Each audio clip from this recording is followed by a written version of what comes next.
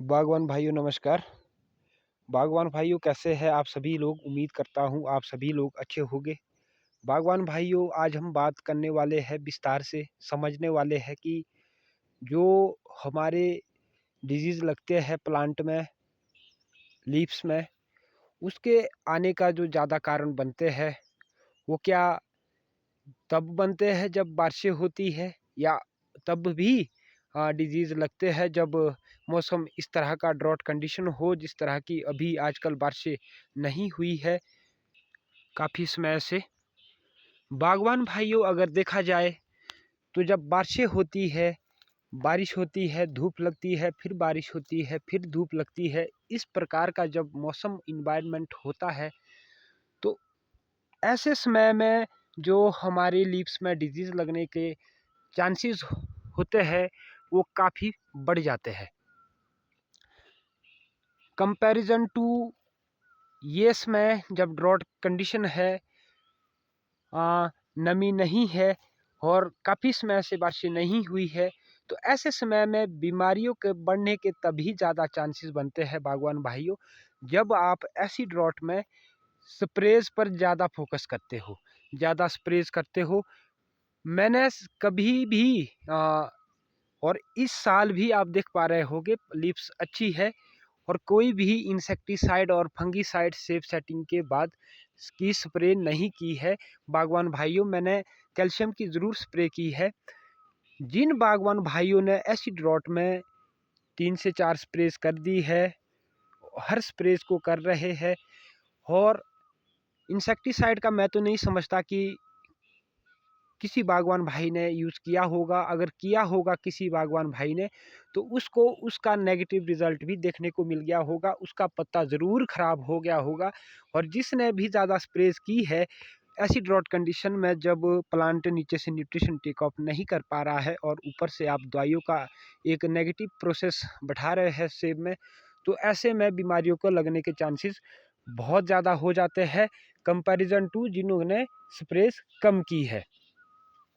तो बागवान भाइयों जब भी ड्रॉट कंडीशंस हो तो आप एक्स्ट्रा स्प्रेस ना करें, न्यूट्रिशन पर फोकस कर सकते हो। जैसे मैंने पहले भी बताया है, अगर आपको लगता है आपके प्लांट में न्यूट्रिशन की कमी है तो आप वहाँ न्यूट्रिशन की स्प्रे ज़रूर कर सकते हो।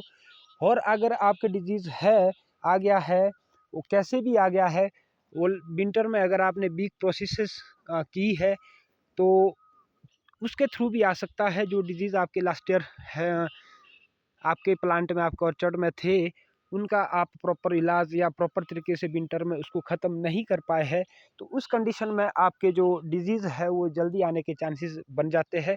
उसके लिए आजकल ऐसी ड्रॉट कंडीशन में आप एक ही स्प्रे कर सकते हैं बागवान भाइयों, और वो स्प्रे है आपके ऑयल की, एचएमओ की। ऑयल से भी लगभग सारे डिजीज़ पर कार्य होता है। इस समय आप जैसा मैं बता कि ज़्यादा स्प्रेज ना करें। और अगर आपके कुछ परसेंट 5-10% हाँ डिजीज़ देखने को मिल भी रहा है तो ज़्यादातर बागवान भाई, ज़्यादातर हम क्या करते हैं कि उस पे अभी फोकस नहीं करते हैं। और जहाँ जहाँ स्पॉट में हमारे को, जैसे आप पाउडरी मिल्ड्यू की बात करें या आप वूली एफिड की बात करें, ऐसे जो स्पॉट्स मिलते हैं उसको हाथ से ही आप स्प्रे करके निकाल सकते हो। या अच्छा तरीका ये भी है कि पिट्ठू मशीन लेकर के ऐसे पॉइंट्स पर आप स्प्रे कर सकते हैं, ना कि बजाय इसके आप पूरे ऑर्चर्ड में स्प्रे करें। तो बागवान भाइयों इन बातों का आपको ध्यान रखना है, आपको मेहनत करनी होगी, इस प्रकार से हार्ड वर्क करना होगा, तभी आप अपने जो इन्वेस्टमेंट को है उसको बचा सकते हैं बागवान भाइयों। क्योंकि खर्चा इतना हो गया है, दूसरों को देख करके हम इतना ज़्यादा खर्चा कर रहे हैं कि हमारा जो इन्वेस्टमेंट है वो ज़्यादा हो गया है और जो हमारी इनकम है वो कम हो गई है। तो इसमें भी हमारे को फोकस करना है। बागवान भाइयों एक बात मैं आपको और बताना चाहता हूँ, जो बागवान भाई मैक्सिमम जो है आपके केमिकल्स पर डिपेंड है, वो जैसे आपके गोबर वगैरह है स्प्रेज नहीं, और सॉरी जो गोबर्स है आपके, अगर आप अपने प्लांट में गोबर वगैरह नहीं डालते हैं बागवान भाइयों तो ऐसे कंडीशन में जो ये ड्रॉट कंडीशंस होती है, जो बागवान प्रॉपर तरीके से केमिकल्स पर डिपेंड है, खाद पर डिपेंड है, स्प्रेज पर डिपेंड है, ऐसे बागवानों के एक तो बगीचे में, ऑर्चर्ड में जो नमी है वो बहुत कम टिकती है। दूसरी बात है बागवान भाइयों, जो उसका प्रोडक्शन है वो हर साल कम होता जाएगा। इसलिए आपको ऑर्गेनिक काम करना भी बहुत ज़रूरी है। यानी कि आपको 30% ऑर्गेनिक कार्य अपने ऑर्चर्ड में करना ही होगा, अगर आप 50% नहीं कर सकते हो। ऐसे ड्रॉट कंडीशन से बचाने के लिए सिर्फ आपका ऑर्गेनिक तरीका ही कामयाब हो सकता है, होता है बागवान भाइयों। क्योंकि अगर आप केमिकल्स पर ज़्यादा फोकस करते हो तो आपको काफ़ी सारी बीमारियों से भी लड़ना पड़ेगा और आपको बहुत स्ट्रगल करना पड़ेगा, जिससे आपकी इन्वेस्टमेंट बढ़ जाएगी। तो आप आज से ही ये एक बात ठान लीजिए बागवान भाइयों कि आप जो ऑर्गेनिक काम है वो अपने बगीचे में सभी करेंगे और बहुत करने की कोशिश करेंगे। टोटल आप केमिकल्स पर डिपेंड ना रहे। बहुत सारे बागवान भाइयों के कमेंट्स आते हैं कि एचएमओ के साथ हम माइक्रो न्यूट्रिएंट यूज़ कर सकते हैं, कैल्शियम यूज़ कर सकते हैं। यहाँ तो एसिड ड्रॉट में स्प्रे करने के लिए वैसे ही आप स्प्रे मत करें। अगर आप करना चाहते हो तो उसमें भी आप मिक्स करना चाहते हो।